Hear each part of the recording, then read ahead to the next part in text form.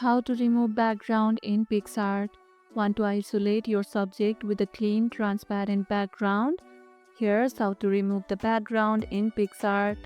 First, open your image in the Picsart editor.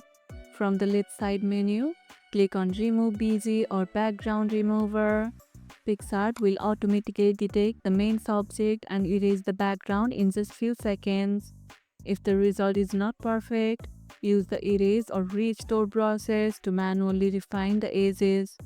Once it looks good, click Apply and then export the image in PNG format to preserve transparency.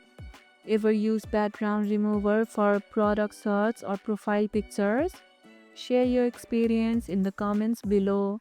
And that's how you can remove background in Picsart. And if this video helped, hit the like button, share it, subscribe and leave a comment.